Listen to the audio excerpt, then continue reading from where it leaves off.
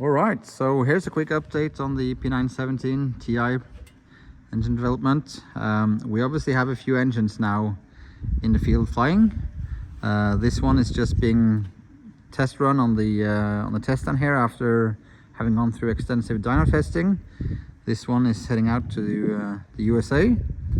We have it hooked up here with straps to ensure it doesn't take off.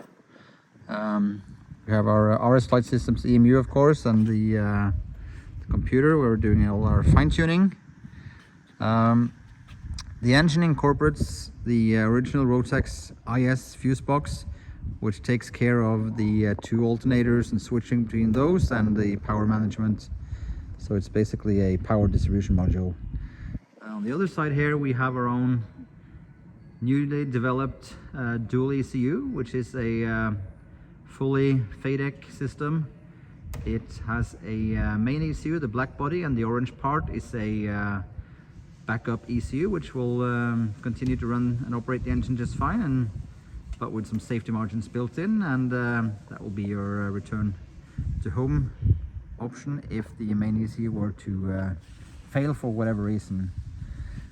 We get a lot of questions in terms of dimensions and fitment and so on. So we haven't really changed the external dimensions of the engine at all compared to a 915 IS. Our intake manifold is actually both narrower and lower on the top compared to the IS airbox and intakes. And as far as attachment points, we're using the original ring mount on the back here. So the attachment points would be the same as any IS engine. And as far as the exhaust, muffler and turbo goes, it's all original 915 IS parts. So they would also be in the same location as on the IS motor.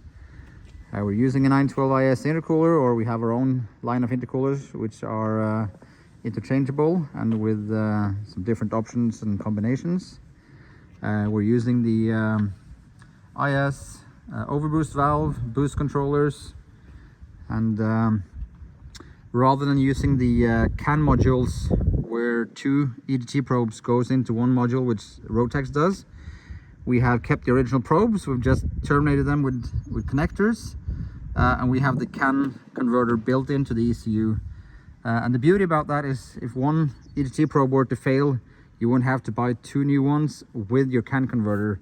You can just buy a new probe from us with a connector, and it's plug and play right there. So that will also save you some money if one were to go bad. Another thing that we've done is that we've incorporated a camshaft position sensor in the oil pump. So we've made a new pump shaft and some other small changes there to make that work. And the benefit of that is that we are able to run the engine fully sequential, both ignition and fuel timing, which gives us better control in terms of knock control. It gives us better engine efficiency. And on top here you can see the knock sensor. Let me see if I can point that out for you. It's a bit tight. It sits down right there. So we're running full closed loop knock control, and by having the camshaft sensor, the ECU will know exactly which cylinder is knocking if knocking occurs. And what it will do then is that it will pull out timing from that specific cylinder or add fuel or a combination of both to prevent detonation, rather than pulling out timing of all four cylinders because the ECU doesn't know which cylinder is knocking. So that's some of the features and a quick update. Here's a just get that grommet on. There's a close-up of the ECU. There's your barometric pressure sensor port, and then we have the USB for the lane B ECU, and we have a USB port for the lane A ECU. Additionally, we have a fitting here where we can put on a Bluetooth antenna so that you can have a remote electronic dash, if you will, on a tablet or phone, which is also very handy. You can use that for engine monitoring or engine diagnostics. So yeah, we'll show you the spark plugs that we just pulled out after 2 hours of ground running.